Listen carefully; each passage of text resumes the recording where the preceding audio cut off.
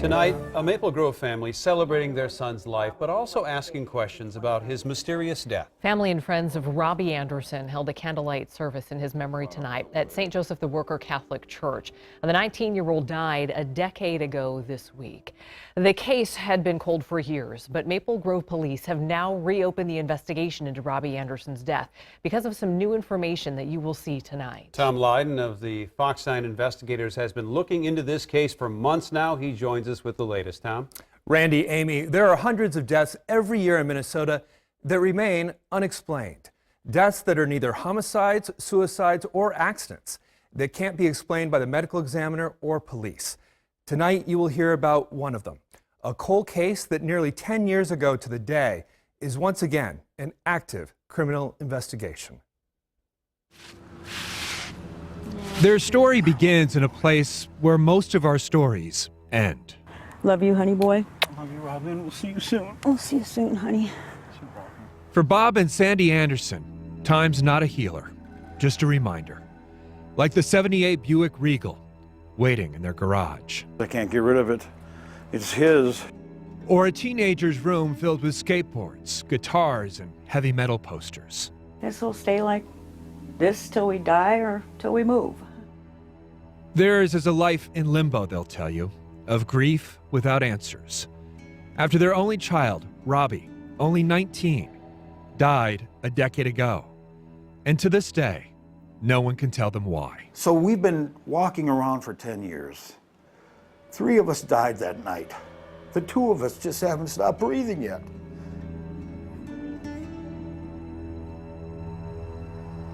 My friend's not breathing. I need to help. Hold on. In the early morning of December 4th, 2009, a panicked 911 call from a home in Maple Grove. Tell me exactly what happened. I don't know. He was taking me shots and then he just stopped breathing and he fell out of his chair. Robbie Anderson had been partying that night with 2 friends he'd known since middle school, Paul LeClaire and Matt Scouten. In the basement of LeClaire's home, they played video games and drank vodka.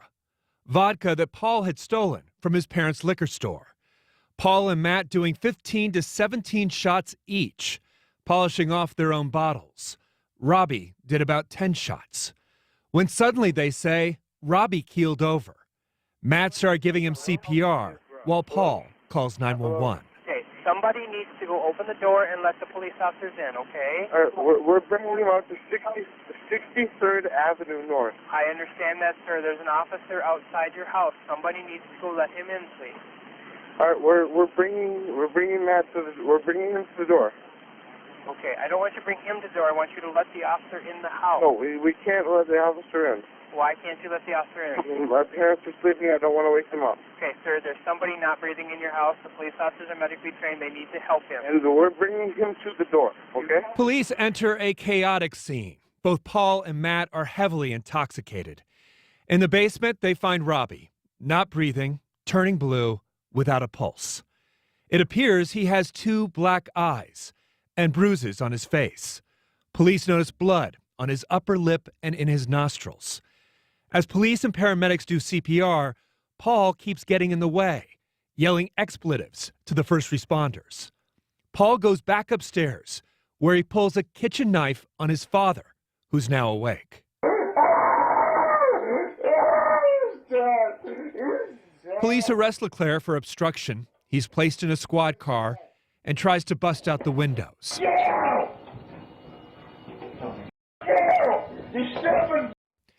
And it's here, with only the camera watching, when Paul LeClaire, intoxicated and hysterical, seems to make a startling admission.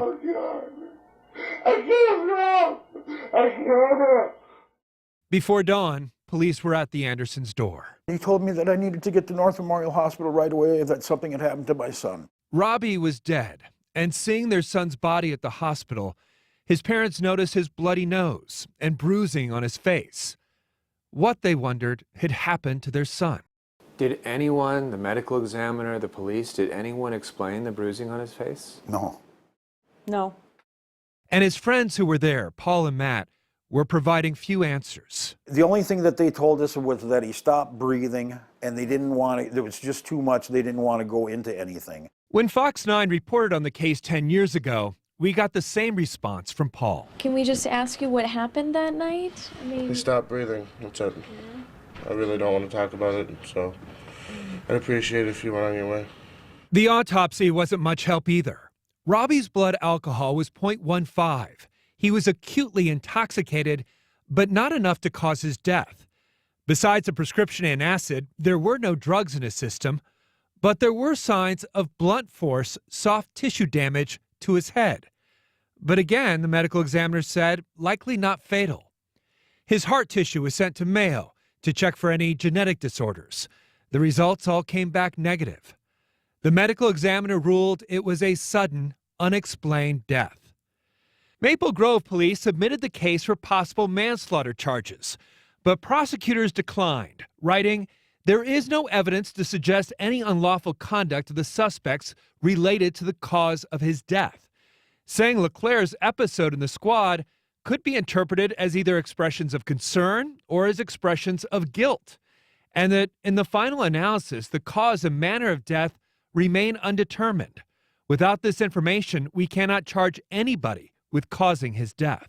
After you find out the prosecutors aren't going to charge this, what happens?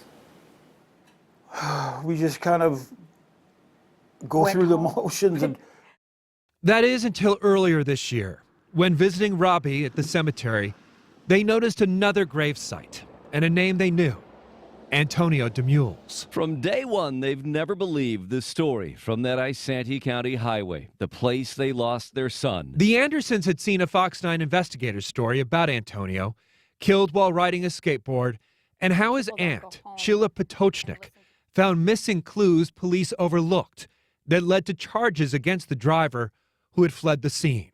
The Andersons wrote a letter and left it on Antonio's grave. We lost our son Rob almost 9 years ago and haven't received any answers to his cause of death. It took me a few months probably to get back to them. I was a little taken back. I wanted to help, but not every case is like Antonio's case. Sheila Potochnik began meticulously going through the police file. Matt's statements. The crime scene, detectives' notes, and the interviews. The majority of the information that I shared with them, they had no idea. The Andersons had never heard the 911 call. I don't know if he was taking shots and then he just stopped breathing and he fell out of his chair. They didn't know about Leclerc's episode in the squad car. Oh, God. I can't run. But Potochnik was struck by what Paul and Matt told detectives just hours after Robbie died. Paul was interviewed in jail. And he laid down and watched a movie, and then he got up and he threw up upside down in the sink in the basement. And I laid down, he was still breathing and everything. And then, I don't know, all of a sudden we noticed he wasn't breathing.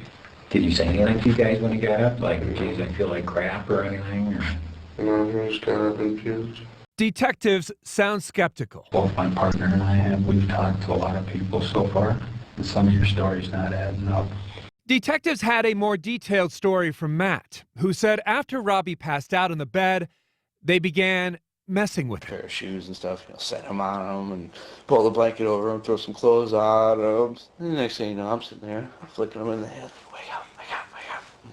And he kind of wakes up. And, oh, yeah, screw you, pushing it off of him. And he gets up and then, comes to him and says, well, I need to throw up. It's like, all right, and he's not moving, he's not getting off the bed, really. And Matt says they actually carried Robbie into the laundry room and placed him over the utility sink to throw up. Paul's on the right side, hitting him in the side of the head, trying to, wake up, and trying to puke and stuff. Paul's sitting there, pushing his head, shaking his head, and, I think he had to have hit his nose on the faucet or something, because, like I said, after that, his nose started to bleed. Okay. Paul later admits to striking Robbie in the face a half dozen times with an open and closed hand. Can you explain how there's blood on the sheets? I was slapping and punching him, trying to wake him up. Punching him, pretty hard? I was just trying to wake him up. Yeah. Where were you hit? Just in the face. Which side, or both sides? Or? Both. I was just trying to wake him up. Now, was there any type of argument or anything It seems like if you were going to wake somebody up, you just kind of, hey, knucklehead, come on. The reason for that is because he wasn't waking up. What's the first thing that really strikes you about this case file?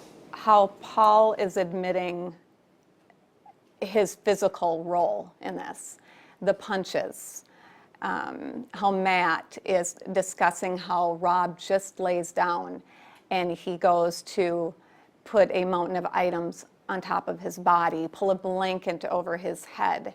And during that frantic 911 call, Paul and Matt later admit they were hiding the bottles of vodka. Paul LeClaire lawyered up and stopped talking. His attorney offered that Paul could speak with detectives, but would need immunity from prosecution. And the story is still changing to this day. A couple months ago, a friend communicating with Paul LeClaire on Facebook Messenger asked him to remind her what happened that night. Paul wrote, "I woke up as he was turning blue laying on the bed. I tried to do the Heimlich to make him puke, accidentally dropped him, and started CPR till the police showed up. Had to stop CPR to call the police because Matt was in freakout mode." Paul and Matt have both moved away from Minnesota, but both were back recently for the funeral of another friend. Between the two of you, you guys know what happened. And that's literally all Bob and Sandy want to know. You can imagine being in their position, right? Waiting 10 years, not having any answers. I've gone into great detail with Sandy many a times on exactly what occurred, so. You've told Sandy and great, because that's very different than what Sandy's told me. Sandy's told me she's never heard an explanation from you. That is false. That's false. They'll be all. It just sort of shocked me. Just shocking. The way they have no answers, their arrogance, both of them actually. Looking back at this case 10 years later, the Andersons and Sheila Potocznik felt like law enforcement never got the big picture, never saw all the inconsistencies. So this summer, they asked the Hennepin County Medical Examiner to take a second look. In a statement to the Fox 9 investigators, the medical examiner now says after reviewing all the evidence, they still can't say why Robbie died or how. It remains an unexplained death. Maple Grove police also met with the family a couple weeks ago, including the same detectives who originally worked on the case. It's the most hopeful I've felt in the 10 years since Rob's death. Maple Grove police told the Fox 9 investigators they have received new information, and the case is now open and active. Through the cloud of alcohol and time, we may never know exactly what happened in that basement. Robbie Anderson's not the first unexplained death.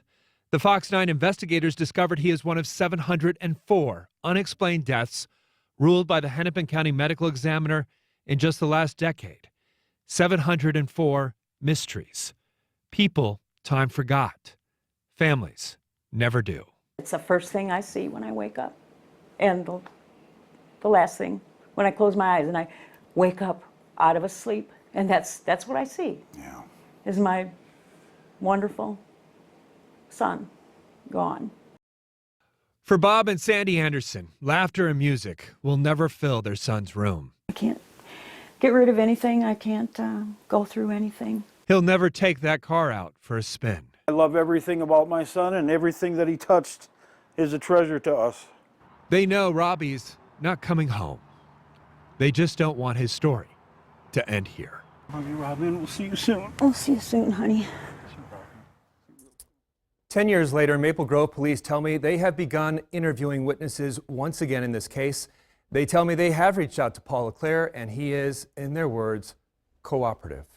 The Hennepin County Attorney's Office has also taken a second look at this place. The problem, they tell me, is there is still no cause of death. If you can't say how someone died, imagine going into court with charges. The defense attorney, first question, how did they die? You have to say, I don't know. Right. No case is going to go anywhere until you have that ruling. But Tom, you did mention there's some new information. Any idea what that might be? The family believes it is this Facebook Messenger note saying that they dropped him at the sink while trying to give him a Heimlich. That, they believe, is the new evidence. I have to tell you, that narrative departs significantly from all these previous stories that you have lined up. Interesting. All right, we'll be watching to see what happens here, Tom. Thank you. Tough.